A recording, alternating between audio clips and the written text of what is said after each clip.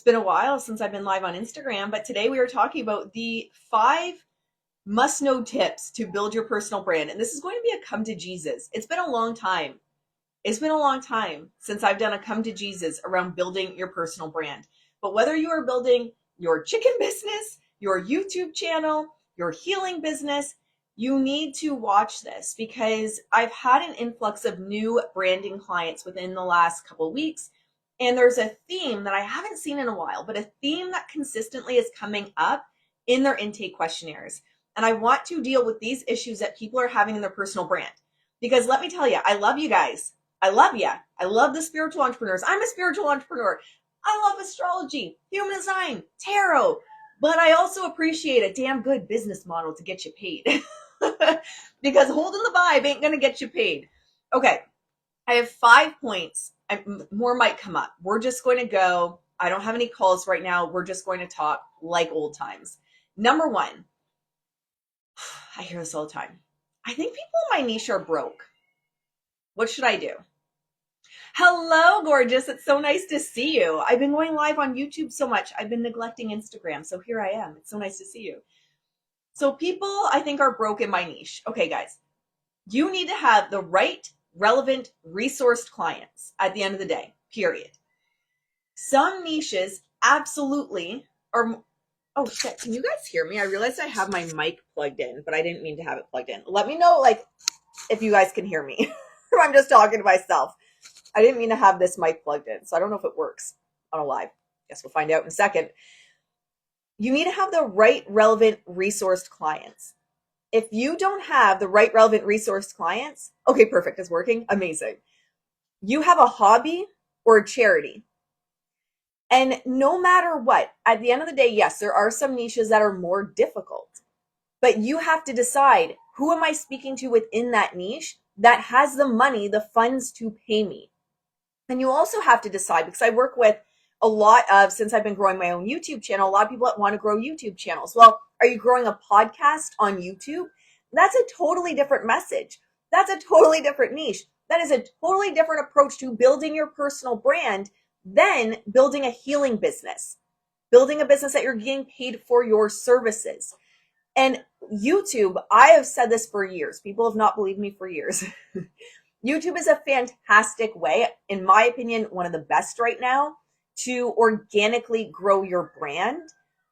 And views do not equal sales. Therefore, just because someone's watching your video on YouTube and you're getting views racked up on YouTube doesn't mean it's actually going to grow a healing business, a service-based business. People aren't necessarily going to be buying your products, your jewelry, whatever that you're creating. So you need to be very clear, because I'm seeing this. People can't pay. I think my niche is broke, but I've been spending all this time growing my YouTube. Well, are you growing your YouTube with people that are just looking for, the free weekly astrology horoscope? Or are you growing your YouTube through people that are right, relevant, and resourced, that are searching how to solve an actual problem?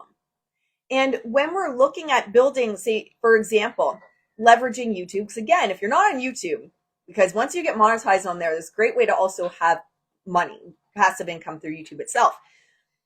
What we have to keep in mind when you're building your YouTube brand is, if you are a healer and you're moving people into a service-based product, or you're moving people into your actual business and you're using YouTube as the front of the funnel, views necessarily aren't going to equal conversion. They can, but a lot of people you're going to see on YouTube are just looking for, like, for example, let's go with astrology still, the free weekly horoscope. They're not necessarily going to convert. So when you're building the YouTube, you want to look at 2 buckets of content that you are pulling from. Okay, so if you are using YouTube as a way to grow your brand, but you are finding that people are not paying you, they're not converting, you need a bucket that you are pulling from that is bringing in new eyeballs. So my bucket that I pull from to pull in new eyeballs is pop culture on YouTube, is the Blake and Justin thing. I'm invested in it. So it's something I'm actually genuinely following up on and following. But that's the bucket I pull from. I have a dog hair in my eye or something. That's a bucket I pull from to organically grow. Because I really have no intention. I would rather spend my money on my rescue animals and my farm animal sanctuary than paid ads. So I intentionally grow YouTube. I had someone recently go, oh, you've got to understand like the up and down of YouTube and like the problems with growing your brand from that. I'm like, no, I don't, because my YouTube isn't meant to just be like getting 100,000 subscribers. It's not the point of it. So no, I don't understand. That person was very confused on what their YouTube actually, the function of it was in their business. So I was like, no, I can't, because I actually have a business plan in my head. So you need your bucket if you're leveraging something like YouTube that you're pulling from, that is going to be a bucket that's getting more eyeballs. So it's going viral, your keyword hijacking, where you're like picking popular things that are happening. You can be a parent, right? It doesn't have to be pop culture. You can be a parent that is helping people with their ADHD kiddos, right? That are school aged. Well, I think we're a little late for this, but leading up to summer, what would people have been searching for? Summer activities for ADHD kids, right? Like, you don't have to hack pop culture. Finding themes and creating content around that so that people are actively searching at that point and they can find your content can be done in any niche. But the second bucket you need to pull from, if you're leveraging YouTube, not as growing a podcast on YouTube, but as funneling people, qualified leads into your services, into your business so you can get paid, is actually showing your skills, right? So you're not going to get the most views on that. My best content on YouTube gets the least amount of views, but it converts the highest. My content on YouTube that is getting 300-400 views, literally 300 or 400 views, converts the most. I make the most money on, from the highest qualified people that are like, okay, so how can I work with you in a consulting manner? I'm like, okay, well, that's $10,000 a month. Perfect. Send me the bill. The pop culture content tends to be where getting more eyeballs organically without having to pay for it. And often people start at lower ticket items. So they might buy like a one-off session. But because my YouTube has strategically been pulling from two buckets, so the viral bucket and the this is how I'm the expert in my field bucket, people are only really signing up for those one-off sessions to test me out to see if it's the right fit for jumping into the long-term coaching. But if people aren't paying you, you have a niche problem. Going more in that niche, I had someone recently say, like, I just have to find people that can afford me in this niche. No, your niche is the problem. You need right, relevant, resourced people. And then number two, from that place, again, we're using YouTube as an example. You need to understand what is the intention of this platform I am using and the long-term goal of this platform to actually grow my brand. Because again, and I'm going to say this for people that just hasn't like fully clicked yet, for growing a viral podcast on YouTube where you are going for the Candace Owens type views, where you are making a fortune and paying your bills off YouTube, is a totally different approach than using YouTube as a front of the funnel. I use YouTube as the front of a funnel because I don't want to pay for ads. Totally different approach than those that are building podcasts. And that's where I help my clients get clear, because again, I get a lot of people that found me on YouTube and they're like, I'm trying to grow my brand on YouTube. Great idea. I am a big proponent of that. I've had clients for years that are like, oh my gosh, you've been talking about this for years. I know. Been pushing YouTube and the spiritual healing communities for years that people need to intentionally grow their YouTube. Big fan of YouTube. But why is this content on there? Why are you creating this content? Because I'm telling you, if it's just speaking to get the views and you're wondering why people can't pay you, why people aren't converting, that's your problem. But if you don't have people that are paying you, you have a hobby. You don't have a business. And you have to fix the niche before you fix anything else. Because what I find often is people will say, okay, so, this is the niche I want to speak to. No one's paying me right now. Or I get people that will come in at a low cost offer and they never convert into anything higher priced. But I need to know more about my astrology. I need to know more about human design. If I can just leverage more of my strengths, then everything will be fine. Well, no. Because no matter how much you leverage your strengths, no matter how much you know about your human design, no matter how much you know about your astrology, if you fundamentally are speaking to people that cannot afford you, they don't give a shit what your strengths are because they can't pay you. What you're going to get is a lot of people that are saying, you're so inspirational, you motivate me, I love watching you, which feels good, but it ain't paying the bills, right? So we have to look at what is the niche and what is the problem I solve for them. And that's going to be number 2. If you can't effectively describe how you help people, and that's going to be for those that are building, say, a coaching business, a healing business, etc. If you can't effectively describe how you help people in the words they are using, you're not going to convert. You have to be willing to talk about the problem you solve. This is one of the biggest problems. All of these are the biggest problems in the spiritual coaching space. But people are afraid to talk to the problem people have. They don't want to hurt people's feelings. This was big a few years ago in the spiritual coaching space. Don't speak to people's problems. You're going to make them feel bad about themselves. No, people that are self-led, like someone like me, I know what my problem is. I know what I need. Like I know that I need to fix it. And my feelings aren't hurt because a coach, a mentor, consultant, etc. tells me, hey, lady, this is your problem. This is how I fix it. And this is why I'm the best to do it for you. I don't have time. And self-led people that can afford your services don't have time to guess. They want you to tell them how you solve their problem and why you're the best. But if you can't even describe it, I tend to get word salad like this on an intake form. How do you help people? And I'm like, if I can't figure it out based on what you said, no one else can figure it out. Because I'm trained to figure out what you say and be able to pick it out. And we have to hold ourselves to a standard of like, is this clear? Is it cohesive? Is it a consistent brand that is consistently targeting right, relevant resource people with a message that's targeting their problem that they want solved? But here's the thing. And I have as a point later talk about industry jargon. Stop using the industry jargon, my friends. Oh my God. And look, I'm saying this because I want you to make money. I want you to be able to build a brand. But in that, like, describe to me how you help people word salad that's this long, it's full of industry jargon. I help people quantum leap to their best life so that they can manifest abundance in the quantum field and feel aligned in their higher soul purpose. No one, and hey, I say this kind of tongue in cheek because I was there too at one point years and years ago when I first got into the spiritual space. So I get it. But no one is Googling that. No one is up at night being like, oh my gosh, my biggest problem is I don't know how to quantum leap, quantum abundance in the quantum field so that I can make billions of dollars and have this wildly higher purpose, successful, aligned, flowy life. Like no one's Googling that. And you have to know what people are searching for. So in that example, often what people are searching for is, let's say, they get to midlife and they hate their job. They hate what they've built and they want to start a business. Actually, let's even make this easier. They want to start a YouTube channel. So they watch Candace Owens and they want to start a YouTube channel like Candace.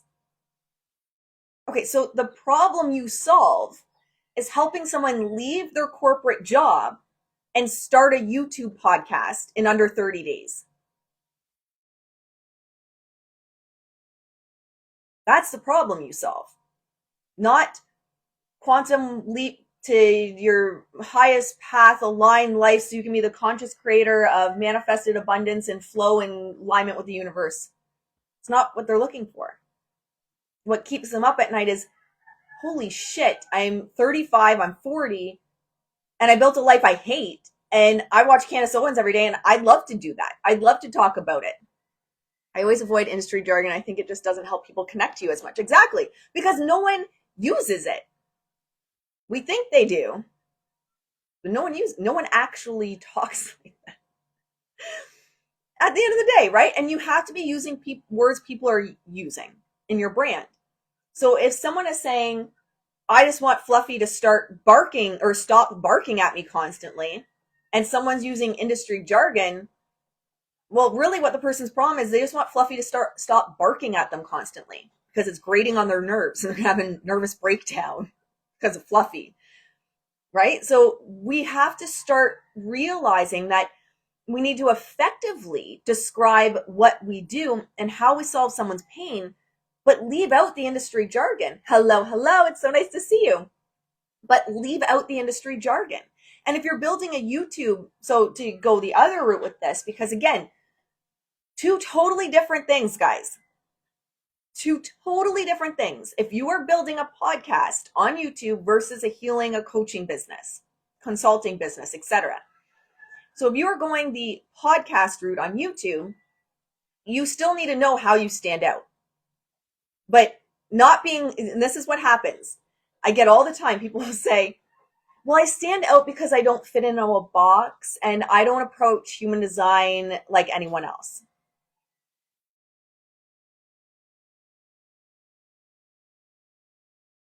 No one is searching someone on YouTube that doesn't fit into a box and talks about human design like no one else.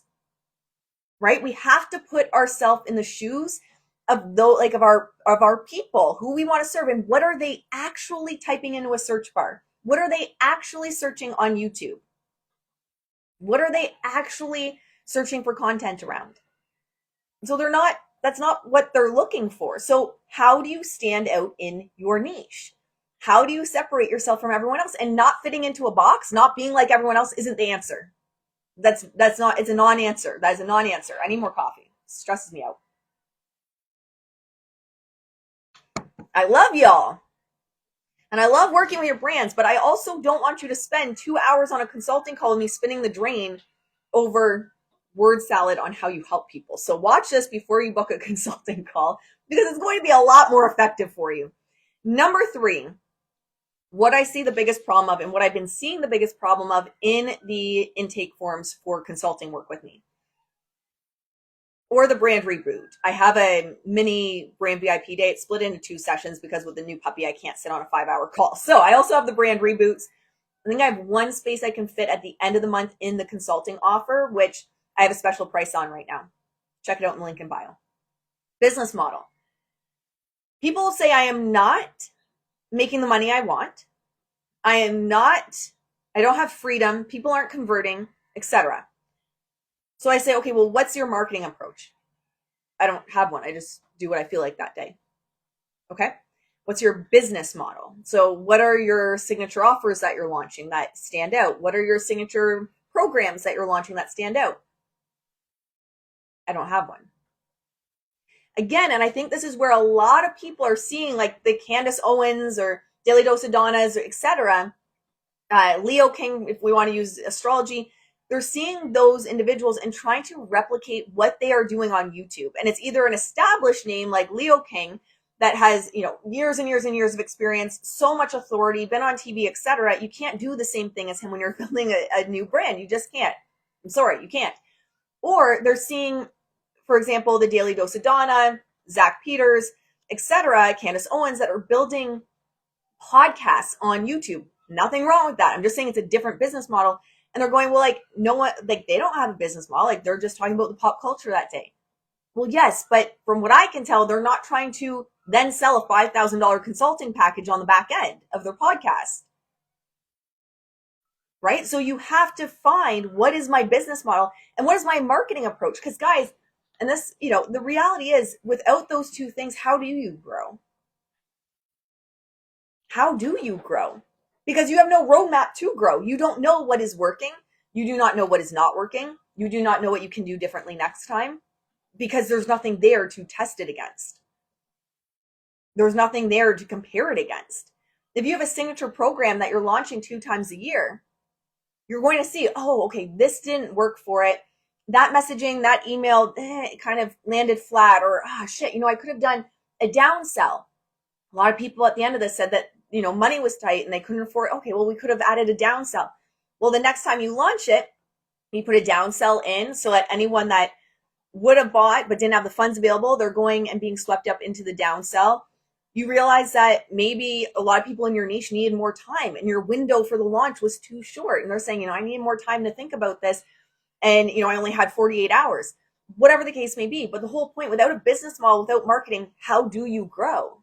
And I'm not saying that to be like, anything other than putting the question back on you. How do you grow? Because especially if you come to someone like me that's doing consulting for you, I don't know what is working and what's not. If there's no business model, no marketing plan, no content creation plan, nothing. It's just been, well, I just show up and do whatever I want that day. That's a hobby. We have to start treating our businesses like businesses. I genuinely believe good people do great things in this world with more money. The problem is most people that are really good-hearted and want to genuinely help this world are treating their business like a hobby and expecting it to pay like a business. I want you, you're building a personal brand, a YouTube channel, a podcast. I want you to hear that again. Most people they're not building a brand. They're treating their business like a hobby, but expecting it to pay like a business. It doesn't work like that. And I know it's like the bearer of bad news. I would convert, and at the end of the day, integrity comes first more than anything. It's a lot easier. You're going to get a lot more conversions to sit here and be like, all you have to do is hold the vibe and the universe is going to bless you with abundance and you'll be making 7 figures just by holding the vibe and being in your feminine energy. That sells. But then people bitch later saying, it's scam, it's snake oil. Well, yeah, of course, because it takes a lot of work to build a business, even online. So you do need to know, my friends, if you are building, whether it's a YouTube channel, a podcast on YouTube, a coaching business, a consulting business, whatever you are building, you need a business model and you need a marketing strategy that you are following, because otherwise you have no way to scale. It's literally, I'm not being hyperbolic, it is literally impossible to scale without those things because there's nothing to change, right? Even if you were doing, let's say, I have a friend in the industry, she built her business on a monthly full moon astrology workshop. And you might say, well, how would you know what's working, what's not, right? It's a different workshop every month. But she could figure out the themes that were selling, how fast people were converting, where they were converting from. So they were converting from the email list more than Instagram. So she started putting people like calls to action to get on her email list because the conversions were coming from the email list. So we started putting those conversions in her email. Join the email list so you know when my next astrology workshop is. So even though the workshop itself was a different theme monthly, you got to see so much on what was working and what was not. And her business was entirely based on volume. So it's a volume-based business, workshops and one-off sessions. And then she evolved later into memberships. But that's a volume-based business. You need a lot of people to make a dent in your bank account. A lot of people go to volume-based businesses because they think it's easier. It's not easier. Psychology actually says it's easier to sell high-ticket items. It's always easier to sell to resourced clients, right? To resource niches. But also when you're looking at building a business model that's volume-based, so you need, for example, 5,000 people, for example, let's say 5,000 people in your membership so that you can like pay all your bills and have the lifestyle you want. Well, conversion in a funnel is about 2 to 5%. 2 to 5%. So I want you to think of how many people, how many eyeballs you would need at the start of your funnel to have 2 to 5% equal 5,000 people on the back end. Right? I think there's an illusion often that, 500 people end up on my webinar, then, I'm probably gonna get like 400 people that buy on the back end. No, 2 to 5%. So many people go into volume-based business models with the wrong reason. They think it's easier. And then they get disheartened because they go, well, shit, not only is it not easier to build a volume-based business model because I did all that work and I converted 5 people and now I'm making like $150 a month at best. Can't even pay my groceries. I wouldn't even be able to pay my cell phone bill for $150 a month. So not only is that not easier, but how do I get more eyeballs on my stuff fast? Well, often you need ads for that unless you've built such a large community that is consistently buying and proven that they will consistently buy, for example, through one-off sessions and through workshops. And I have it's called primed community, primed to buy community that is going to convert if I put a membership in place. So business model marketing is critical. Oh, that's something else I wanted to say about it. It also allows you, the business model and marketing, what are you working towards, allows you to know why you're creating certain content. Why are you creating what you create?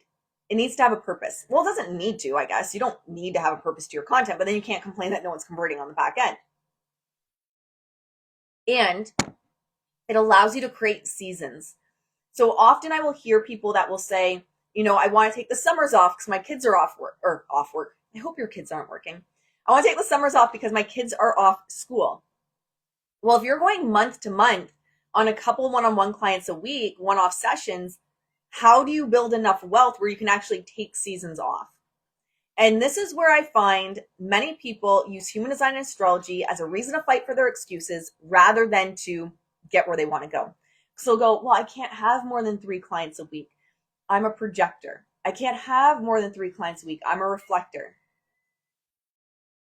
So if you're telling me you're already maxed out in your business with 3 clients a week, so you actually you're telling yourself you can't take on more clients because you're maxed out at 3 a week, but you're not willing to do marketing or a business model, how do you grow? It's impossible, right? So having those seasons and looking at how does my business long-term support me within those seasons, you're planning a year out. This is where Taylor Swift fucking slays. Taylor, I guarantee, has everything planned like 10 years in advance. Easily. There is nothing that is just fly by the seat of her pants in her business. But that's why she's been so successful. The Easter eggs, the building the Taylor universe through Easter eggs, I guarantee from day one she had that shit planned. From day one. That's branding psychology 101. She is one of the most psychologically driven and effectively psychologically driven brands, I would say, probably in the history of branding. And I don't say that as a slight. I guarantee from day one, either her or someone around her understood the effectiveness of brand language and Easter eggs, and that shit was being built from day one so that it was paying off 5-10 years later. But it's not like one day you just show up and start doing Easter eggs and people understand what to do. No, she was baking it in from day one, creating the language, creating the universe, creating the expectations, kind of the rules of engagement, if you will, with the Taylor Swift universe all along. So it's paying off long term. But so many people that are building heart-centered spiritual businesses, online brands, aren't thinking long term. Long term to them is like the end of the month. And they're wondering why nothing is sticking. You want to think, whether you like her music or not, whether you like her as a person or not, you want to think like Taylor Swift. You're doing things now, planting the seeds now. So 10, 15 years later, 5 years later, maybe even 2 years later, you start to see it pay off and it starts to gain momentum. But you need a business model for that. You need people that can pay you, one, a niche that cares and will pay you. Number 2, you need to know what you do and how you help people. Number 3, you need the business model marketing to test it out. And then you start seeding, for example, the Easter eggs. What is number 4? This is something I see a lot because I've worked with spiritual entrepreneurs for a really long time, but I also work with public figures. I work with actors, artists, the whole kit and caboodle, high-level CEOs. The only people that are saying, and I say this with love, I say this as someone that loves astrology. I say this as someone that loves human design. It might sting, but I do say this with love. The only people I see struggle in their brand are the ones that say, I can't because. I can't because I'm a projector. I can't because I'm a Libra. I can't because this trines that and squares that, which means that. I can't because I'm a reflector and I don't have the energy to work more or to do a funnel. I can't build a business model because that's exhausting because I'm a 2-4 profile in human design. I can't because I'm an ADHD entrepreneur and I can't focus. And on top of being an ADHD entrepreneur, I'm a manifesting generator with an open head center and I'm all over the place bouncing between ideas. I say this with love, but the only people that come and sit across from me in branding and consulting that are struggling in their brand are the ones that saying I can't because, and they're using human design and astrology as a reason why they can't. They're using human design and astrology as a reason why it won't work for them. But here's the problem. You can't, one of the best books. I read this when I was in corporate. I don't think I have it in my office with me. I think it's in, I have literally 3 or 4 bookshelves in my house. but it's a Joe Dispenza book. It's called Break the Habit of Being You. One of the best books. If you are trying to create a different life and you are struggling to create a different life, you need that book. Period. Because essentially what he talks about in it is, and it's true, is my background's in psychology, it's true. We always default to the level of our identity. So if your identity right now is, I can't take on more clients because I'm already tired with the ones I have, you're energetically, one, not going and subconsciously not going to do the things that lead to more success because you've told yourself and convinced yourself that you're already exhausted, that you're already burned out. Well, of course, you're not going to plan a launch if you've convinced yourself you're already burned out and you've convinced yourself that you're burned out because you're a projector. And if you believe in human design, a projector is not something you can change. So then it becomes a personality flaw that you will always cap yourself within. I can't do that because I'm a projector and I can't change whether I'm a projector or not. So I guess I just can't do that thing. Well, I thought you said you wanted to make $20,000 months. Well, yeah, but I'm already capped out at 2 clients a week. And you don't want to launch an offer? No, because launching is so exhausting. Are you kidding me? I'm a projector. How am I supposed to do a full launch? I'm exhausted just thinking about it. Actually, I'm a 2-4. I'm a hermit. Okay, so these are conversations I've had. And again, I say them with love and I have been there. I've always said the Ashley that got into, and I've built and been in branding for 15 years, but I lost my marbles too when I got into the online space because I bought into a lot of the bullshit marketing that was happening about 5 years ago and forgot everything I knew. And I was buying into this shit. So I've been here too. Don't worry. I've said you couldn't pay me $1 million to work with the Ashley that I was for about 8 months, about 5-6 years ago. I would not take her on as a client. You couldn't pay me enough because that was me. Nah, I can't. I'm a generator. Nah, I just fly by the seat of my pants. You can't tell me what to do. I know best as I'm hiring people, right? So what we have to do instead, and this is something I say all the time, no one's forcing anyone to build a business. No one's forcing anyone to make more money in their business. If you genuinely want to have a YouTube channel where you go post a couple videos a couple weeks, if someone signs up for a one-off session, cool. If they don't, cool. Like it's no skin off your back. You don't care. It's just doing it for fun. Then keep doing that. If that's genuinely what you want. But where we create the pain is we want something different, doing the same things that we're doing now. And we want something different, or even sometimes I'll see people want something different, doing less than they're doing now. They're like, I can't even keep up with doing 2 lives a week and having 1 client. Like I'm already exhausted. Doesn't work. Or people want a different result in their business. So more money, more paying clients, high level clients, especially for those healers, those coaches, the consultants, high level clients that are actually doing the work so they get the result, which helps build your business when you're actually speaking to the right people that actually get a result, right? It doesn't help your business at all if you're talking to people that aren't doing the thing and getting a result. It only helps you if you're speaking to right, relevant, resourced clients that are getting a result. That's it. So what we have to realize is at the end of the day, you're always going to default to the level of your identity. So starting to address what those identities are. And where it can get sneaky is people don't see certain things as an identity. They'll say, I can't because I'm a projector. And I'll say, well, that's an identity. You've chosen and decided that that's an identity, and you're always going to default to that. Well, no, that's not an identity. Like I'm just saying I can't because. Well, yes, I am a projector, therefore I don't have the energy to do a launch. That's an identity. Or people will say, I'm always tired. So, I can't do a launch. I'm always tired. That's an identity. No, Ashley, I'm tired. I am someone that's always tired. Therefore I can't do a launch. You've got to start watching how you speak. There is literally, I am not a magician. I wish I was. But there is no one that will save you until you realize that the things you say hold the most power over you. Tired is a habit. Unless there is a true medical issue, a diagnosed medical issue, not Google diagnosed medical issue. Unless there's a true diagnosed medical issue. And I've had clients come to me and they say, I can't, Ashley, specifically remembering a mastermind I ran years ago. 2 people in it, 2 women in it. Can't, Ashley, I'm a manifester. I'm not meant to have energy. I was like, just humor me. They said, okay, what? Let's go to the doctor, get some blood work done.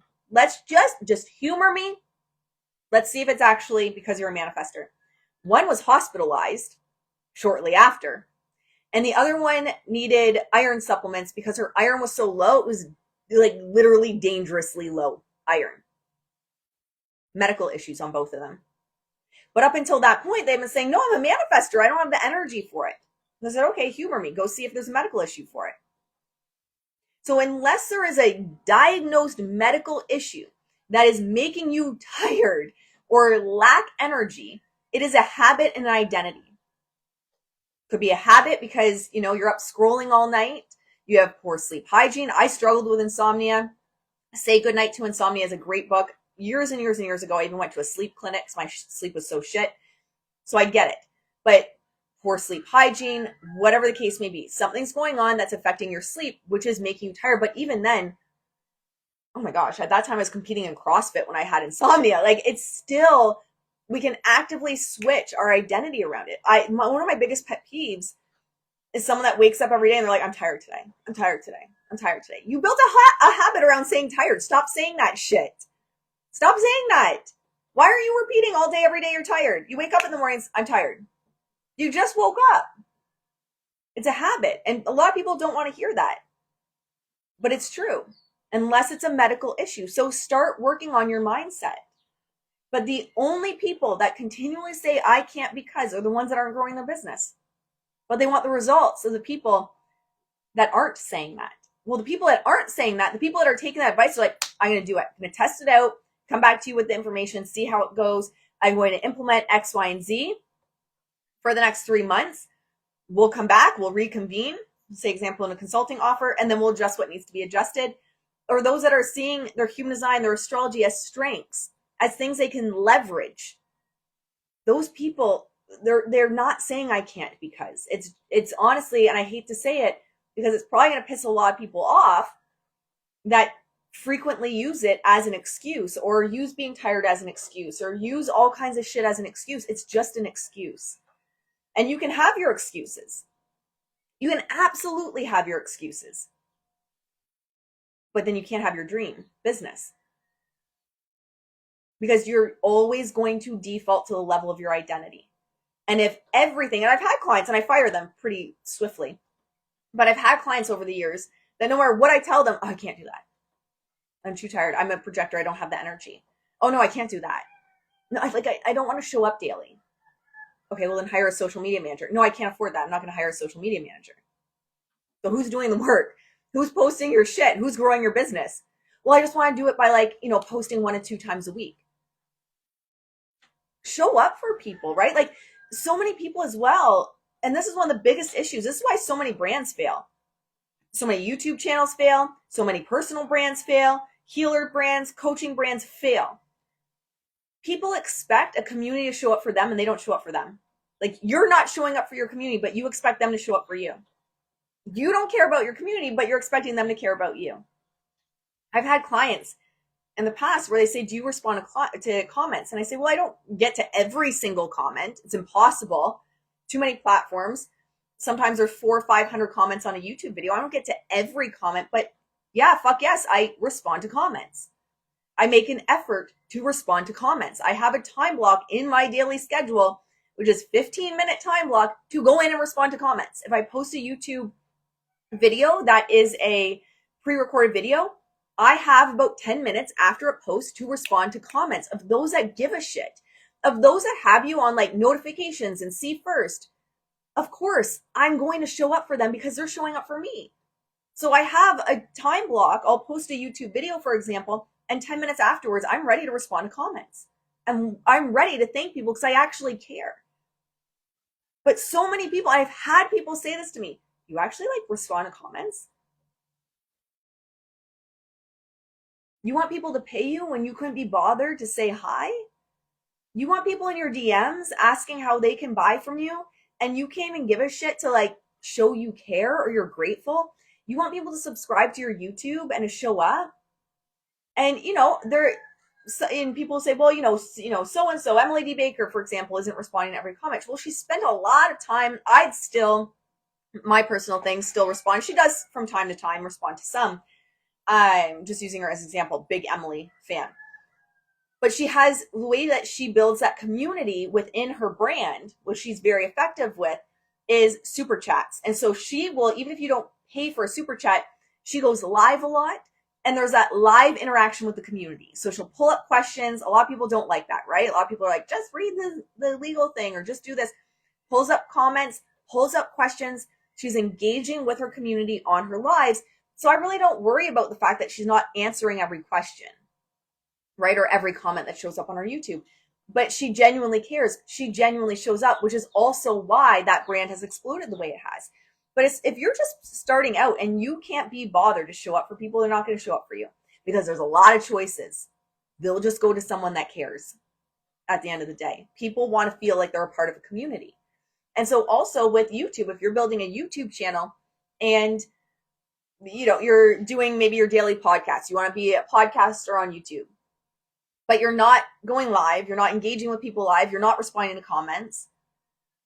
How long do people stick around? What kind of community is that? And you might get the people that are just like attached to the viral post, the viral story that you're talking about, but they're not going to stick around. And we saw this with Depp versus Heard. A lot of YouTubers blew up at that point, and a lot fell apart right after the case because they didn't build a rock solid community. So as soon as that thing that people were interested in went away, views went away, the channel went away, subscribers went away, because they weren't bought into and saying yes to you. They weren't bought into and saying yes to the person behind the brand.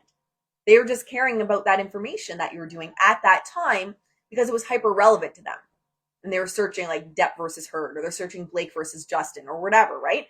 But there's no community aspect there. So you have to give a shit. And then number 5, I don't even know how long I've been going. We'll do number 5, then I'll let you guys go before my mic dies, because I did not mean to have this mic plugged in because it always dies on me. Damn it. Number 5, we already touched on it.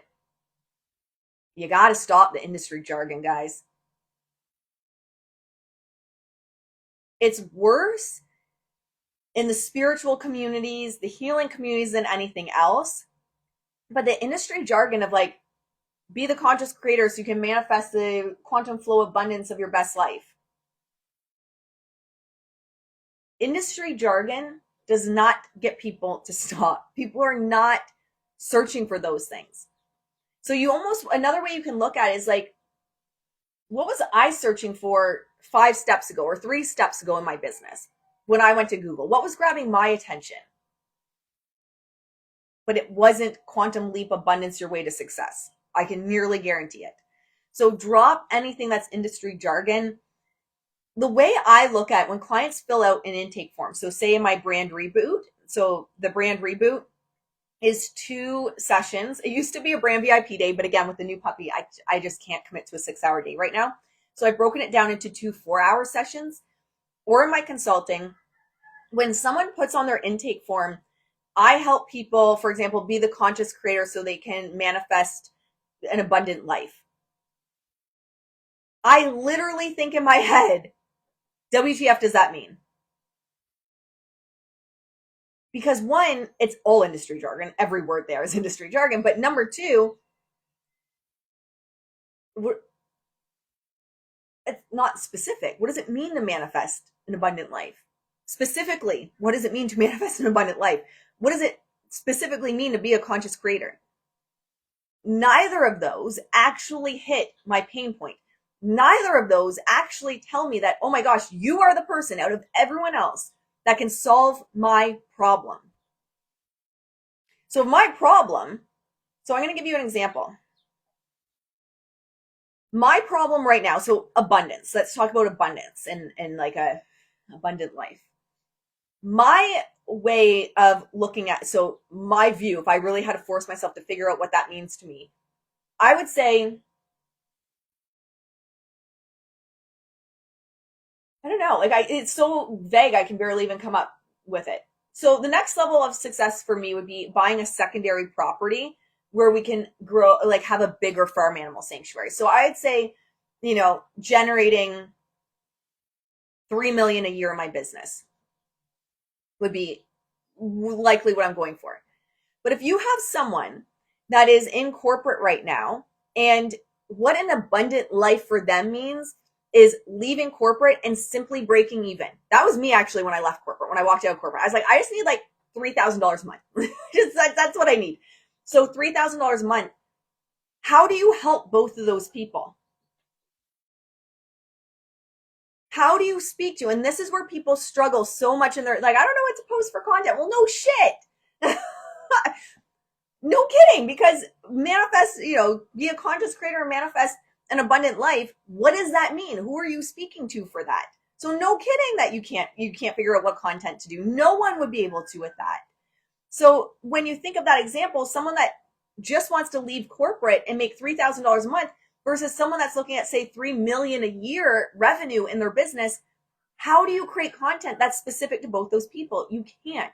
And so that's another issue with industry jargon. Not only that people aren't using the industry jargon, they're not searching manifest an abundant lifestyle so I'm in flow with the universe. That's not what they're searching. They're searching, how do I build a YouTube channel that generates $5,000 a month? Or how do I start a YouTube podcast? Like that's literally what they're searching. That's what they're searching. So you're leaving people out from that perspective, but you're also shooting yourself in the foot, because how do you create content? Because you're speaking to basically everyone. And everyone is going to have a different concept in their brain if they're forced to. I mean, it hurts my head to even try and figure out what that means to me. But if they're forced to, everyone's going to have a different idea of what abundance means to them. And so now you're leaving your message up to interpretation. And when you leave your message up to interpretation, confused people do not buy. They just don't. Confused people don't buy. So you need to have a clear message. And let's use YouTube as an example as well. Say your brand message is helping spiritual entrepreneurs build a YouTube channel. For what? Is it someone that's just starting out and they want to build like a spiritual podcast on YouTube? Is it someone that, has a YouTube channel and they have 5,000 subscribers, but they're looking to get 10,000 subscribers or 1 million subscribers? Totally different messaging. So you can, and what I always say all the time is, we're not niching you, because a lot of people get nervous and they're like, oh my gosh, Ashley, but I love astrology and I love human design and I love tarot and I love this and I love that. We're not niching you. We're niching the message. All of those things are the tools you bring to the table, but we need a clear message. And the way you niche the message is figuring out, what is the actual problem I solve and for who? But you have to figure out what the problem is. And the problem has to be big enough that they're not only willing to pay for it, but they're resourced enough, meaning they have the money to pay for it, right? Or else you have a hobby. So that's what I say. The biggest problems people are making within the online space and building a business, speaking to the wrong people, number one. Number two, and one of the fastest ways you can tell, I'm glad it's helpful, if you're speaking to the wrong people, is people are like, you're so inspirational. Oh my gosh, I would love to work with you, but I can't afford it. Wrong person. Speaking more and more to find that that gem within the niche, waste of your time. Waste of your time. Pick a new niche. Pick a new niche. So number one is speaking to the wrong person. They can't pay you. Number two, you're not effectively describing what you do. And people, once they're confused, they don't buy. Again, might be inspirational. They might really like you, but they're not purchasing. Number three, having no business model or marketing plan. Therefore, you don't know what to change. I genuinely, guys, I cannot help you if you come to me and you're like, I want to make more money. And you give me word salad on who you help. You give me word salad on what you do. And you have no business model, no marketing. Well, I can help. We're going to be doing the foundational pieces, but you can't scale. I should have said that. I can't help you scale, because you need to figure out first what's working and what's not. And if you haven't had any business model and you haven't had any actual marketing strategy, you have no idea what's working and what's not. So you can't scale. What you can do is start putting the foundations in place to test, is what you can do. I should have said that. Bit misspoke. What else? Number 4 was stop the excuses crap. You're either fighting for your dreams or you're fighting for your excuses. And if y'all put as much energy into fighting for your dreams as you did your excuses, you'd be fucking millionaires. Just saying it. That's going to sting some people. And here's the thing. You can be like, I don't want to be a millionaire. I just want to do this for fun. then that's fine. But don't worry about the other shit then. Just have fun with it and not worry if you make $100 a month or $10,000 a month. But no one that has been successful has sat across from me saying, I can't because of my design. I can't because of my astrology. I can't because of my ADHD. I can't because I'm tired. I can't because I'm a non-energy type. Because here's the thing. What happens, I'm going to add this here, is it becomes whack-a-mole. Because I will knock down the one thing that someone says on why they can't, and boop, pops up over here a new excuse. And you whack that one out, boop, but here a new excuse. And then you whack that one out, pops up here a new excuse. I've worked with thousands of people now. I know the patterns. And those people that are allowing themselves to play, and maybe it's you, maybe this is your wake-up call, allowing themselves to play whack-a-mole with their excuses will stay in that pattern until you decide you've had enough of that shit. Until you decide that you are no longer a stand for your bullshit. I can't stand I can't. I'm just going to be honest. I can't stand it. I loathe it. Drives me crazy. I don't even allow, it'll sometimes come out of my mouth if I'm having like a, we all have days. If I'm having a woe is me day, which we all have, sometimes that will come out of my mouth and immediately I catch it and correct myself. Immediately. Who said I can't? Why can't I? Oh, you're tired. Okay, do I need better sleep? Am I eating enough protein? Am I getting enough water? Should I get my blood work done? Like, why am I chronically tired?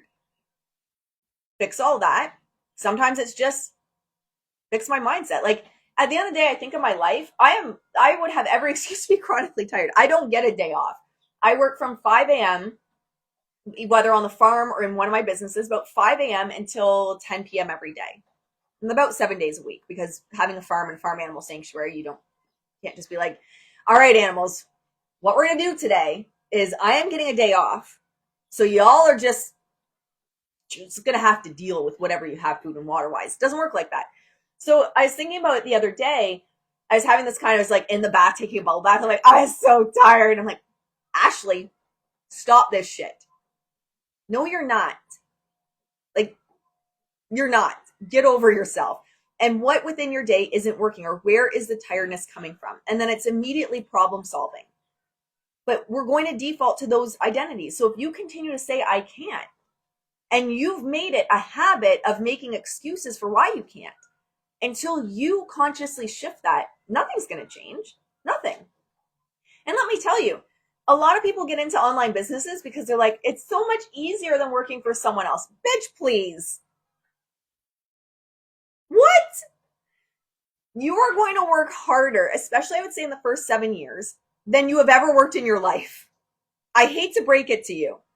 It is easier to sell, and this is why a lot of people in the last 5 years made a lot of money scamming people, because they told people, you just lean back and hold the vibe and manifest and, do Kundalini yoga and chant, and then you're going to make millions and millions because you're in feminine flow. And then people were like, why am I broke?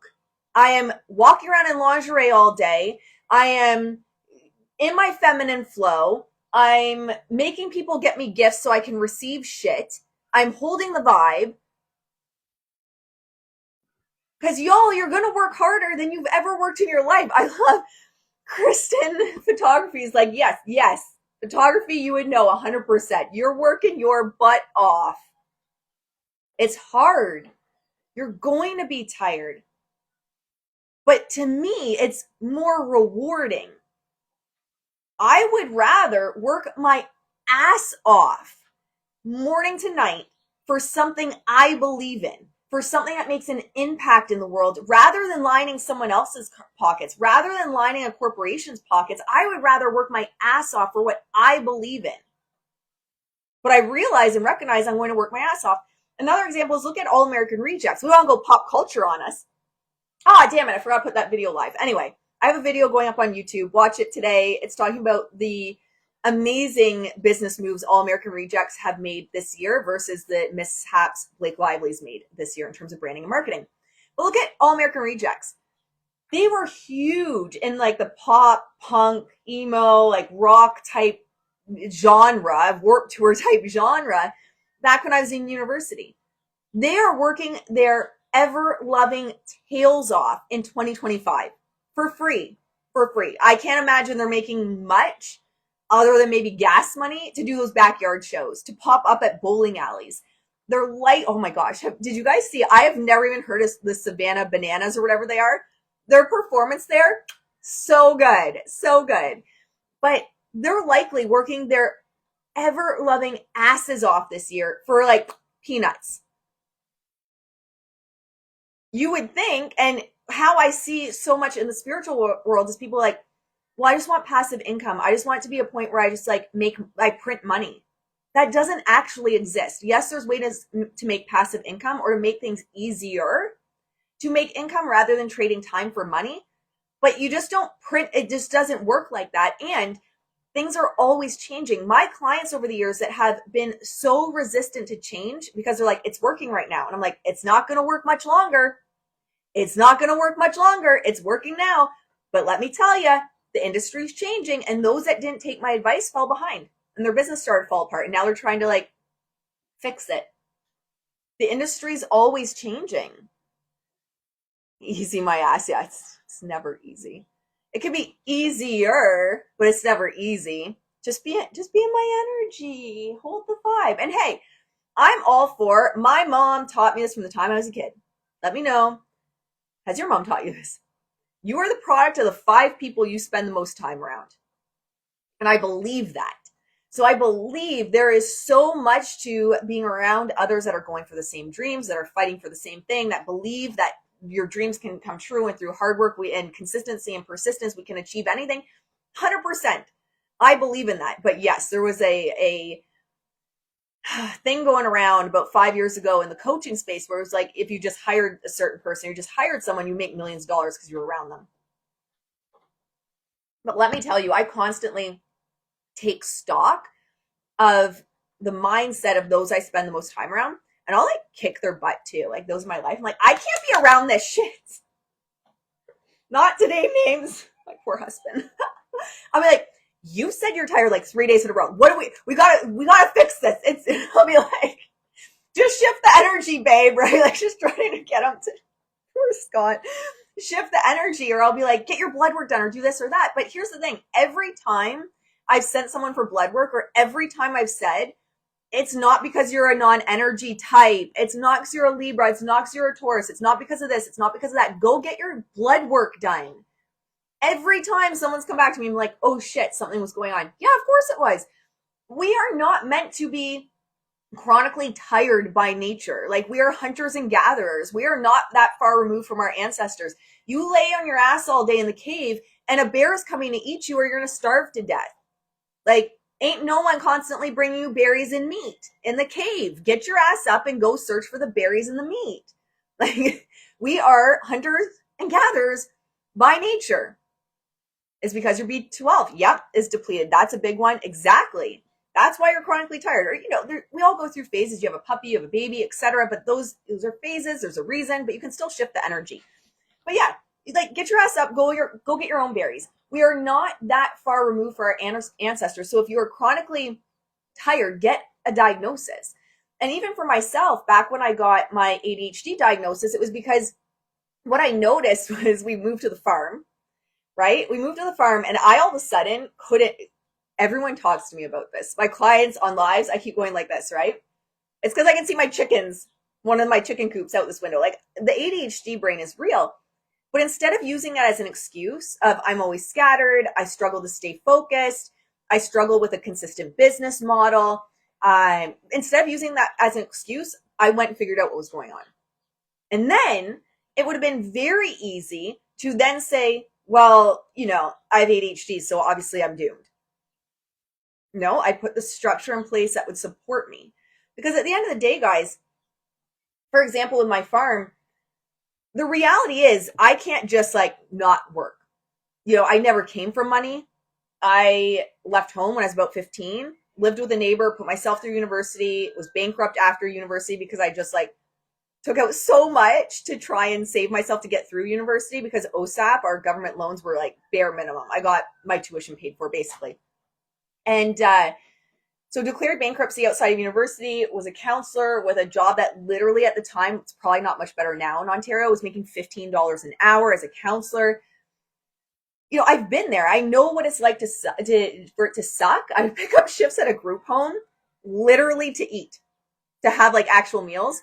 And when I picked up night shifts at the group home, between you and I, it was so I could do laundry. But that's how bad it was. Finances for me.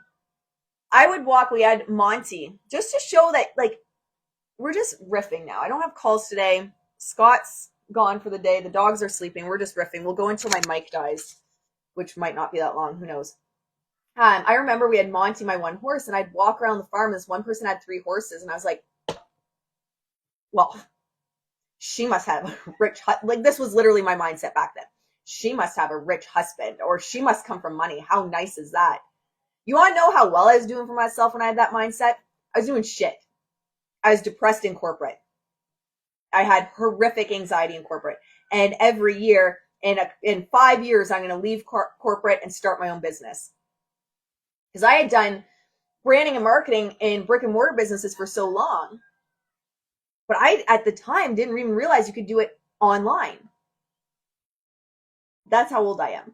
So I'd help people with brick and mortar businesses. I built a personal training business. And anyway, long story short with all of that as well, I'll tell you really quick. I shut everything down to go work in the mental health field again, which was a fucking disaster. By the way, that's another story for another day. That woman, it was an equine assisted therapy program. She ended up getting investigated with the government. It was bad. We were homeless because I lived on property. Oh my God. Have I told you guys that story? Let me know in the comments. I don't know if I've told that story ever here on when I left branding, got into corporate or got into mental health again. So when we came back to this area, we were homeless, literally homeless, and we were getting a house built. It took over a year longer to get the house built. So we had like nowhere. It was just a mess. But anyway, I needed a job that was paying fast. I couldn't wait for a business to be built. So I went back to corporate, but that was really bad. I haven't heard it yet. Okay, I'll do a live one day telling that story because it was wild. But the whole point of sharing all this is it was never handed to me. And I don't have a rich family to fall back on. I don't have, $10 million in investments to fall back on. I haven't heard this. All right, I'm going to do a live for you guys on that because that was a wild time. And I think it's so important to understand that other people struggle too. And you're going to hit like WTF eras. And that was a real WTF era. Yeah, there's a very bad farm accident. I was going in that day for surgery, or was it surgery on my jaw or checkup on my jaw? I had jaw surgery on this side. And there's a bad farm accident. Anyway, she got investigated. It was really bad. Lived on property. Had a falling out with her because we all warned her something was going to happen. Oh my gosh, what a wild time. But anyway, that was, I don't know, maybe 10 years ago or so. I got tired of my own shit. I went back to corporate because I needed something fast to build. Like I needed money fast, and it takes time to build a business and to rebuild a business, even though I still have personal training clients from my original personal training business, but I needed money fast. We were literally homeless. I needed money. We were going to build a new house because we had nowhere to go. We had lived at this property. I've been there. I don't have all these resources to lean back on. So even to this day, I work my ass off. And I think this is where people need that North Star, where they need that thing they're working towards. Because at the end of the day, I can't be like, I'm tired this week. So like, I'm just not going to create content. I'm just not going to show up. I've had a throat infection the last 4 days. I created 3 videos yesterday and 6 reels yesterday with a throat infection. I still have a throat infection today. I want to sleep because I am tired because I did not sleep last night because of my throat infection. But I'm here, right? Because at the end of the day, I'm working towards not just working towards something so big long term in terms of I want to build a bigger, more badass farm animal sanctuary, but I need a business to pay for my animals here and to pay for the property here and to keep the animals in the farm rescue fed. Like it's the reality of the situation. So at the end of the day, what we can take away from anyone that's been successful is they fight for their dreams more than they fight for their drama. They hold their feet to the fire of being clear and consistent within their brand. It doesn't mean you have to cut off pieces of yourself. Doesn't mean you can't be multidimensional. Doesn't mean that you can't showcase your particular brand of crazy. It means the brand itself needs to be clear and cohesive with knowing exactly who you speak to and exactly how you solve their problems. And I love working with smaller entrepreneurs. I do work, like I said, with a lot of celebrities and public figures. I actually enjoy more than anything working with small entrepreneurs and personal brands that are just starting out, because there's no bigger joy. I had a client, we worked together a few years ago, and she sent me her book, and she followed up with me, and she says, because we were building this brand for her, and she was building this movement in Australia. And she sent me the book, she got her book published, and her movement's taking off. Like, nothing lights me up more than to see those dreams that we created on a consulting call and in coaching. We did a consulting call and worked together in coaching for a bit to build a brand, like, come to life. Nothing lights me up more than that. I love helping those just starting out. I love helping those that have a dream and a passion, and they need someone to help them take that dream and a passion and put it into a clear, consistent brand so that they can get paid for what they're best at. So passionate about that. And these are the consistent issues that I'm seeing, that even if someone shows up for like a consulting call or a coaching call or brand reboot call, nothing changes. Everything stays the exact same. And it's usually the same type of person that's buying all the courses, doing all the things, and they think, I need to know more about my human design. I need to know more about my astrology. And I love those. I think they are fantastic tools for understanding and leveraging your strength in business and in life. But y'all don't need that. How does it matter where to sell through your openness and your human design body graph if you don't even know who you're speaking to in the problem you solve? It doesn't. Y'all are up shit creek without a paddle if you're worried about how to sell through your body graph and you can't, with your full chest, say, this is who I help, and they are the right relevant resource client, meaning they have the money to pay me, and this is how I help them because this is the problem I solve for them. How does knowing where to sell through your body graph help you? It doesn't. It doesn't. It can help refine it. Absolutely. It can help amplify your message. It can help you maybe see your strengths in a different way. But at the end of the day, if you genuinely don't know and have a clear niche and a problem you solve, that's not going to help. And then if you know and you learn, because I'm trained by BG5, which is the business application of the human design system, if you know and learn how to sell through your body graph, how do you leverage that if you don't have a business model and a marketing plan? If you're just winging it and flying by the seat of your pants, how do you actually apply the information? You can't, because the only way to apply information on how to sell and market yourself is to have a business model to sell and market yourself. If you're just flying by the seat of your pants, it doesn't matter. It doesn't matter where you sell in your body graph, because you're just flying by the seat of your pants. And no one is truly, no one that's successful, whether they're building a YouTube channel, a personal brand as an artist or an author or an actor, or they're building a personal training business or a healing business, no one that is genuinely successful long-term is genuinely flying by the seat of their pants. They're just not. Now, success is going to look different for everyone, right? One person might say, well, I just want to sell, 2 sessions a week. All right, you can probably you could probably pretty easily build an astrology, for example, YouTube channel and sell 2 sessions a week. That's not too hard. But the problem is you get people that say, well, I want to scale. I want $10,000 months, $50,000 months, $100,000 months. Okay, well, what's the business model? How are you doing this? Well, no, that's too exhausting. I don't want to build a business model. Then you don't have a business. You have a hobby or a charity. But allow your business to be a business so that if you are passionate about helping a demographic of people, a niche of people that can't legitimately afford your services, build a charity for them. Like, I have the Farm Animal Sanctuary. They don't make me money. I bleed money in the Farm Animal Sanctuary. But I allow my business to be a business so that the business can support the Farm Animal Sanctuary. So many people, actually, I'm going to add this last one. And this only applies if you actually want to make money in your brand. If you're fine with like 2 sessions a week, just don't listen. So many people, this is the last thing I'm going to say, are tied up and twisted within, I need to be in my higher purpose. and I need to make my higher purpose the thing I get paid for. And then they're like, but I'm not making money. Okay, well, do people actually want to pay for that? What do you mean? I don't know. Well, exactly. Have you done market research? No. What are people within that niche wanting to pay for? What are they searching for? Well, I don't know. I just know my higher purpose is doing this. There does have to be a meeting of the market where it's at if you genuinely want to make money. People have to want to pay for what you do. There's no way around that. You can't force people to want to pay for something that they don't want. So with our higher purpose as well, allowing your business to be a business allows you to be in your higher purpose. This is what I mean by that. Your higher purpose truly is just to be you.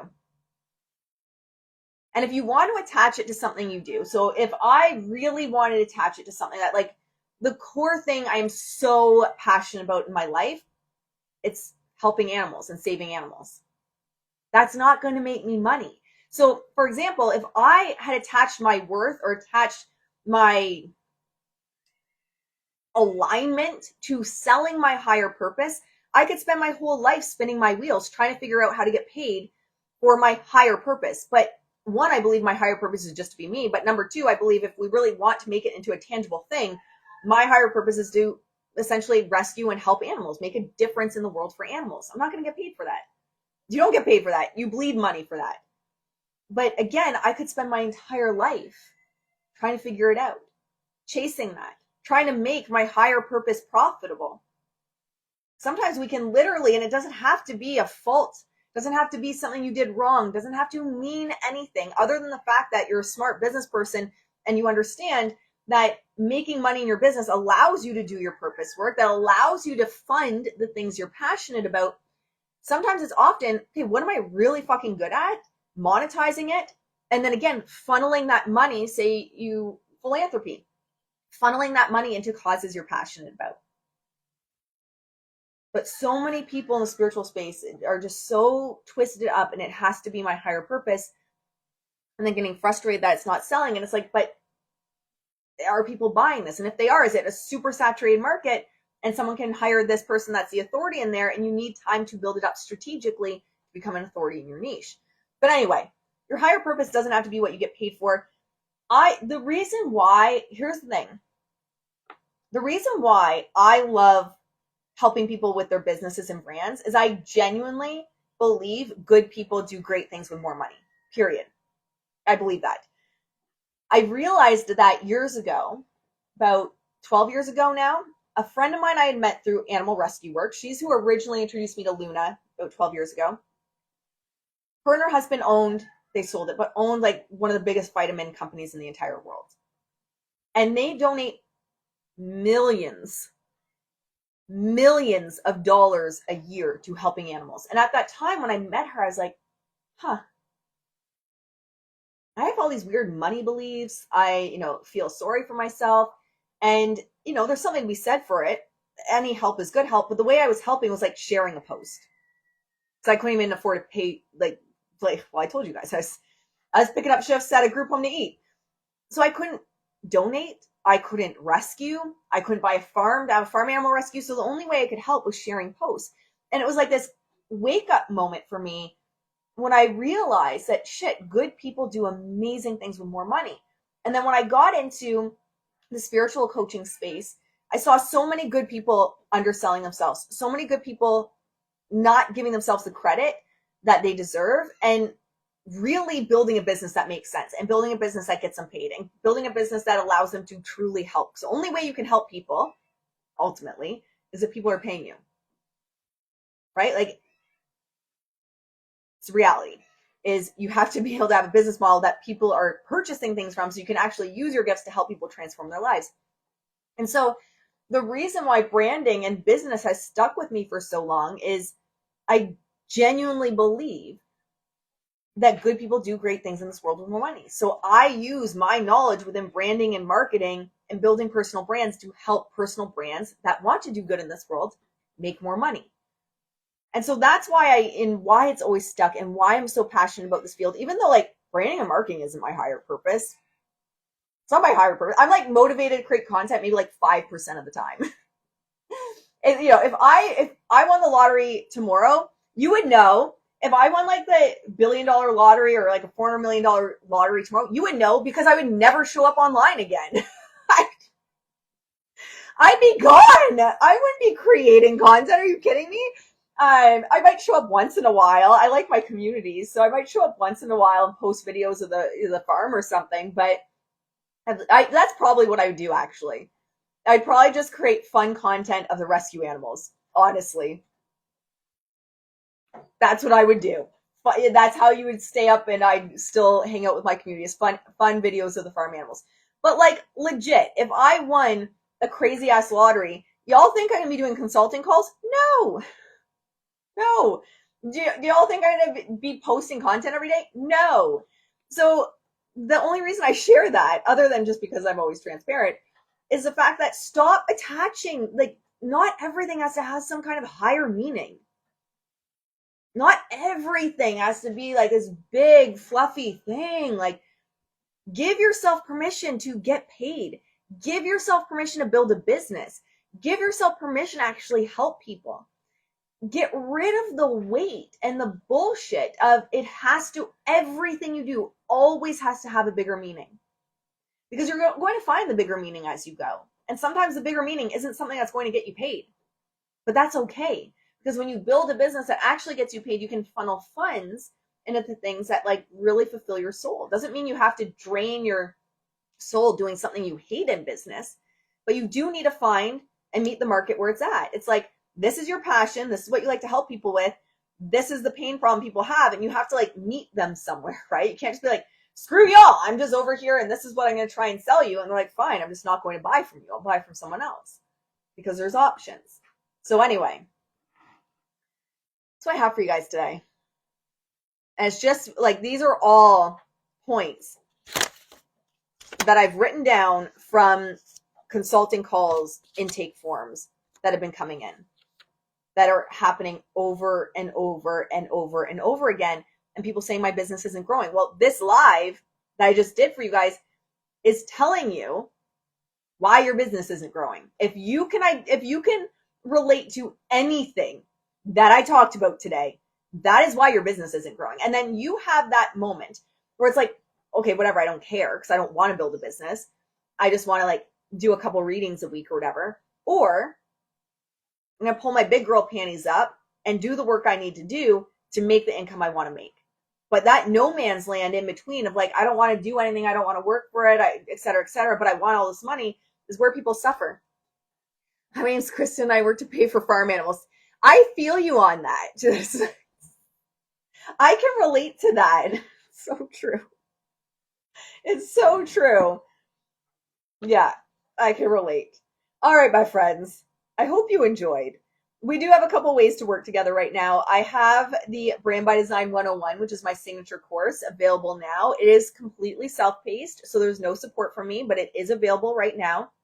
And I also have 2 ways to work personally together. So the one is the brand reboot. It's 2-hour sessions, so we'll meet twice. And essentially what we're looking at is clarifying this that we went over today.